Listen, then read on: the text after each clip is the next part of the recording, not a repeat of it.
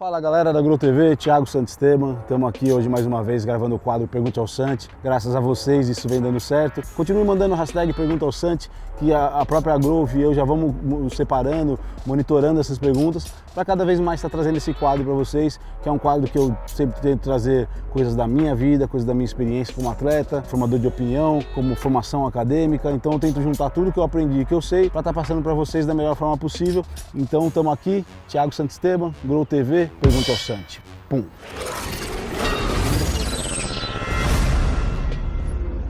Bom, galera, vamos lá. Tem algumas perguntas que eu já selecionei, o pessoal da Grow também selecionou algumas questões aqui. A primeira pergunta quem mandou foi Givenchy, acho que é assim que se pronuncia, Givenchy, hashtag Pergunte ao Santi. Quais as principais diferenças na dieta de alguém que possui diabetes em comparação a quem não possui? Bom, galera, depois da minha competição, eu acabei divulgando que eu tenho um problema genético, que é um diabetes tipo 1. A diabetes tipo 1 é uma doença genética, autoimune, nada causa, isso já nasceu comigo. E em um momento da minha vida ela ia florar assim no meu corpo. Poderia ser aos 60 anos, como poderia ser aos 5 anos, que normalmente é a idade que mais acontece quando a criança na fase de infância, de 5 a 7 anos. A minha foi diagnosticada um pouco mais tarde, há 3 anos atrás. A princípio eu relutei para aceitar um pouco, não queria aceitar esse fato genético e queria mostrar para mim que eu era capaz de viver sem isso. Mas em janeiro desse ano eu acabei tendo um problema muito sério de saúde, acabei entrando em coma e a partir desse momento eu aceitei isso e hoje faço isso minha rotina da minha vida. Foi uma pergunta bem legal que você fez aqui. Eu tento viver minha vida como uma pessoa normal, porque eu acredito que a diabetes, é uma doença genética que você precisa usar medicamentos, isso é fato. Mas o problema, o que eu acho mais interessante é que assim, ela me limita a algumas coisas, mas a diabetes não me impede de nada.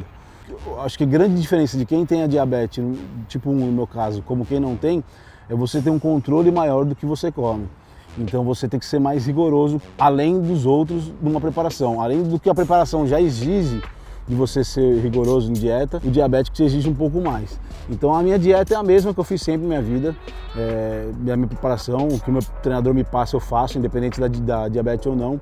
O que eu me policio mais é na parte de medicamento, né? Que eu sou insulino dependente, então eu preciso saber exatamente o que eu vou comer, a quantidade que eu vou comer e como está minha glicemia naquele momento que eu vou comer. Então é isso que muda, né? Porque a cada momento que eu vou comer, eu tenho que medir minha glicemia para saber como que ela está, para saber a quantidade da comida que eu vou comer, para saber o quanto do medicamento eu preciso usar. Em questão de alimentação, eu não mudo nada, cara. Eu faço exatamente a mesma preparação que eu sempre fiz. Eu não mudo nada, porque eu acredito que o diabético tipo 1, o pâncreas ele morre, né? Ele para de produzir insulina. E quando a gente é uma pessoa saudável que tem a insulina do organismo, conforme você come, o seu próprio organismo produz a insulina suficiente para suprir aquela necessidade. Eu tenho que trabalhar como meu organismo trabalharia. Então eu tenho que ser eu tenho um pouco mais de trabalho, porque meu organismo já trabalharia sozinho, né, vamos dizer assim, ele se defenderia.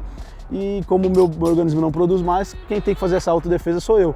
Então eu tenho que fazer esses cálculos, mas eu não mudo nada na dieta. A dieta de um diabético, eu acredito que tem que ser a dieta mesmo de uma pessoa normal, mesmo porque eu preciso comer muito, porque o bodybuilder ele vive da comida. Então eu não posso fazer nenhum tipo de restrição. Meu treinador passou, eu vou e como e vou me adaptando dentro da medicação com a dosagem da alimentação. Beleza? Espero que vocês tenham entendido. É muito difícil, galera, se preparar, mas é bem legal. Então vamos lá, galera. Edinaldo Singilo, vamos ver se é assim que se pronuncia. Hashtag Pergunta ao Santi. Como um atleta do seu nível consegue manter uma linha de qualidade, tanto de pele quanto de físico seco? Um abraço, sou teu fã, tamo junto. Cara, eu acho que o atleta de alto rendimento, ele tem que estar sempre em preparação. Quando eu estou em off-season ou quando eu estou em pré-contest, eu estou sempre em preparação. O meu foco é o mesmo. O que muda é que quando eu estou em pré-contest, às vezes você fica um pouco mais debilitado, por causa que você começa a tirar um pouco dos ingredientes do alimento, o treino às vezes começa a ficar um pouco mais cansativo, você aumenta um pouco a parte de cardiovascular. Então o que muda da parte do atleta do alto rendimento, da parte de estar sempre bem, estar sempre com aspecto, com a pele fina, com aspecto bom, é que você tem que ser profissional. O atleta que é profissional, ele tem que se dedicar a isso, cara, entendeu? Então você tem que estar sempre bem. Lógico que no off-season você não está seco, você não está com a pele muito fina, mas um aspecto de atleta você tem que ter, afinal você é um atleta profissional. Então é esse discernimento que você tem que ter. Independente do off-season, você tem que estar sempre focado como se estivesse em pré-contest. Próxima pergunta, Nathan Limas, hashtag Pergunte ao Santi. Primeiramente, obrigado pelo trabalho bem feito, parabéns, Santi. O que você considera mais importante na finalização? O que eu considero importante na finalização? Cara, eu considero tudo importante, não tem como considerar só a finalização importante. Eu acho que uma preparação, você faz 10, 12 semanas, 14 semanas, eu acho que ela é importante do início ao fim. Então não adianta a gente querer, no final, determinar o que é mais importante e o menos importante. Eu acho que o mais importante é você não errar. O mais importante é você fazer o seu melhor. Se você tiver o acompanhamento de alguém, você se dedicar 100% àquilo que a pessoa te passa. Tudo é importante, né? Então eu não consigo enumerar assim, o que é mais e o que é menos. Eu acho que uma preparação, tudo é muito importante e não errar é o mais importante. Próxima pergunta. Bruno Atamoto. Hashtag pergunta ao Santi. Depois de quanto tempo de musculação você competiu pela primeira vez? Abraço.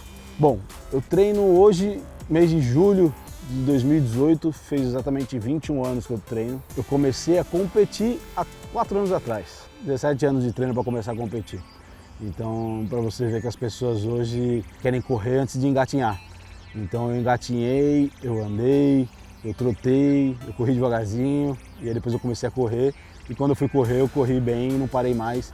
Em 3 anos e pouco de competição, me tornei um atleta profissional. Eu acho que um bodybuilder no Brasil, com esse tempo, se tornar um atleta profissional é muito difícil. Não me recordo de alguém ter se tornado profissional em tão pouco tempo de competição. Então, como você perguntou quanto tempo eu treinava, eu vou aproveitar e dar um conselho para vocês e terem paciência. Esse esporte é um esporte de longevidade, tá? Esse esporte não é um esporte de tiro curto, esse esporte não é uma competição de 100 metros rasos, esse esporte é uma maratona. Então tenham paciência e façam a coisa certa que vocês vão longe.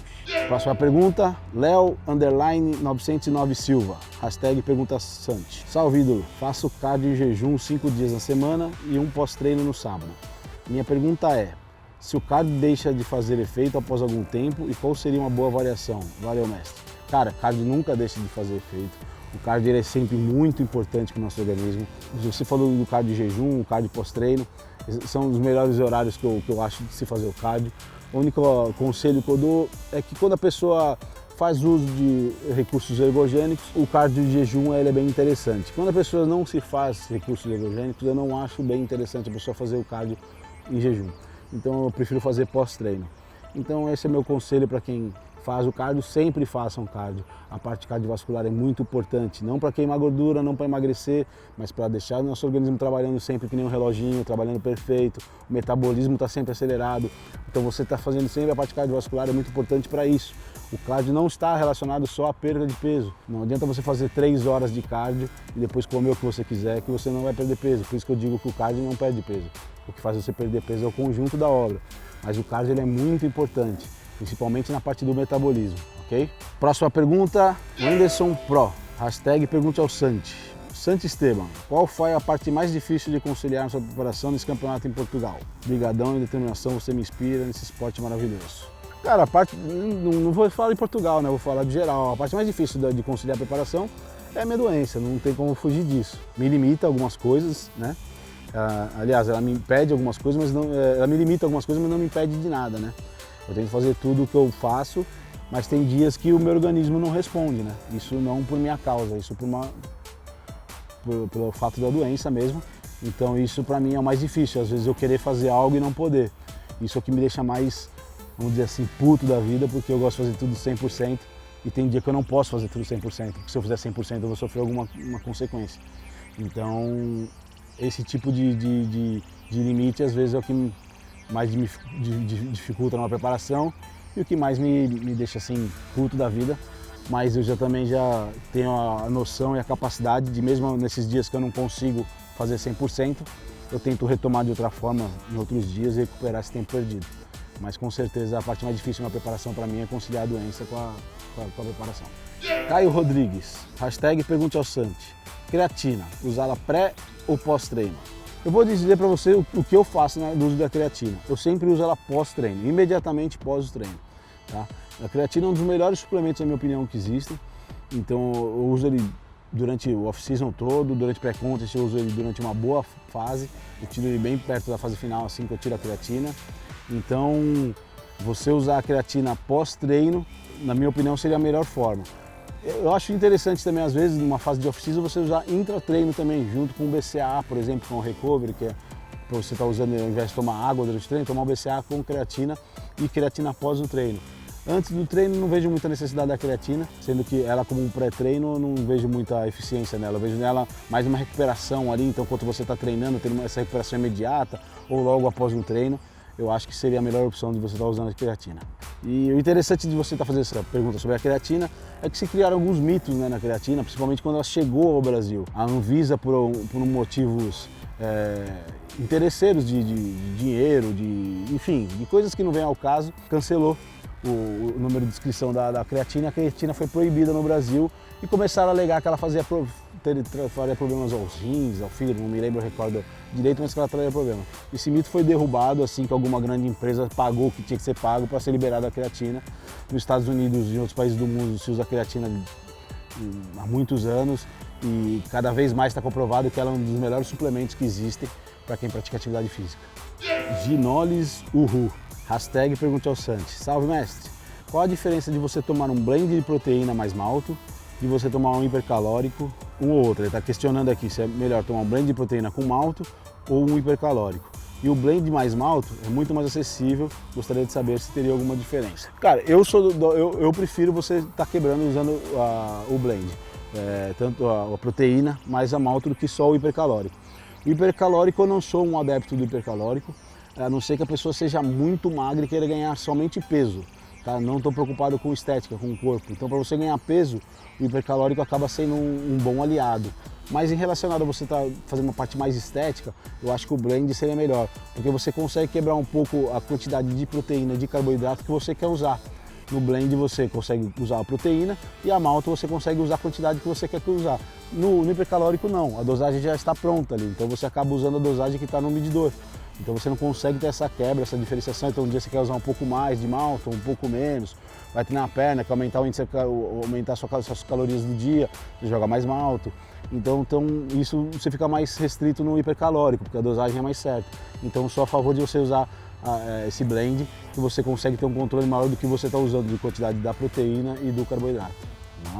Wanderson Silva, hashtag pergunte ao Santi. Em relação ao leite, atrapalha a preparação? Obrigado, irmão. Tamo junto. Pô, cara, mais uma vez esse negócio do leite. Cada vez que eu falo isso é da polêmica, a galera tem gente que fica doida comigo. Cara, eu não sou usuário de leite, eu não gosto de leite. Eu acho que a proteína do leite, principalmente do leite que é industrializado, cara, não existe proteína desse leite.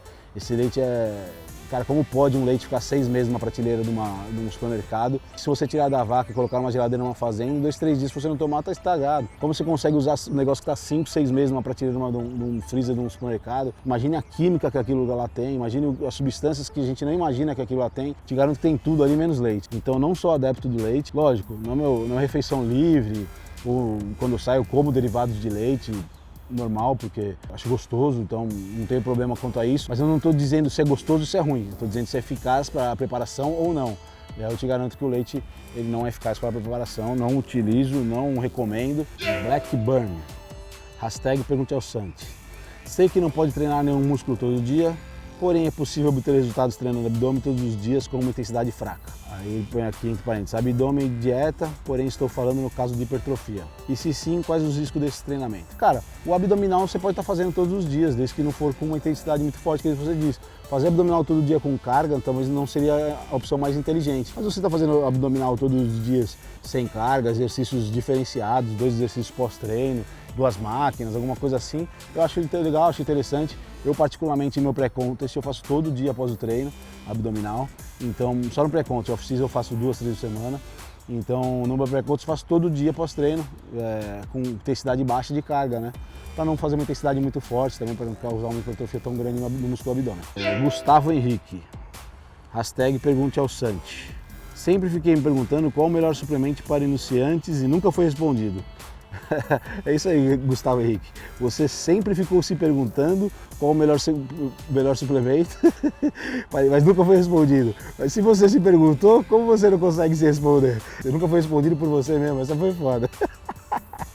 Então aqui, os melhores suplementos para iniciante, cara, na minha opinião, o arroz com feijão de suplementação para quem está da musculação, independente de ser iniciante ou não, são um whey protein, uma glutamina, um BCAA e uma creatina. Esses 4 suplementos, independente de você ser iniciante, você ser um atleta profissional, ou se você ser um atleta de amador, eu acho que esses 4 suplementos tem que estar sempre na sua casa. Aí outros você acrescenta, dependendo da sua necessidade. Mas esses 4 suplementos necessariamente tem que fazer parte da sua rotina. Whey Protein, BCAA, glutamina e creatina. Esses daí fazem parte da minha rotina desde quando eu me conheço por gente, que eu comecei a treinar, até hoje esses 4 suplementos estão sempre na minha casa. Magazine 10 Pep. Boa noite. Ele mandou ontem à noite. Hashtag pergunte ao Santi. Em dias que não treino, qual o melhor horário para você tomar Whey Protein? Cara, se você não treina, se você for fazer qualquer tipo de atividade física, o melhor horário é pós-atividade física. Se você for um dia seu de descanso, você pode estar tomando Whey Protein na sua primeira refeição do dia ou na sua última refeição do dia antes de dormir.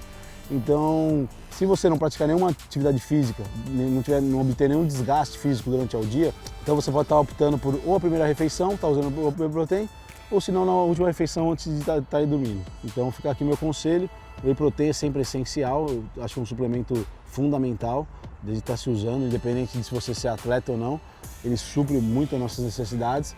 Então se você não pratica atividade física nesse dia, não tem nenhum tipo de desgaste, primeira refeição ou última antes de dormir seria ideal, beleza? Bom galera, ficamos aqui com o quadro Pergunte ao Santi. Espero que vocês tenham gostado mais uma vez do quadro. Se vocês curtiram, deixe seu like, continue fazendo as perguntas com a hashtag Pergunte ao Santi, porque a gente quando vai criar o quadro, a gente pega as perguntas anteriores também. Então, e isso também faz o pessoal da Grow ter mais interesse em ter esse quadro. Então, quanto mais perguntas tiver do hashtag Pergunta ao Santi, mais vezes vai ter esse quadro. Então, eu conto com vocês, espero que vocês estejam gostando desse quadro. Para mim, isso aqui é um prazer estar compartilhando um pouquinho do que eu sei com vocês, do meu conhecimento como atleta, do meu conhecimento de vida, de treino, de nutrição, de formação. Então isso para mim é um prazer. Espero que para vocês estejam sendo também a mesma coisa que eu sinto. Então, tamo aí. Até a próxima, galera. Thiago Santisteban, Grow TV. Pou!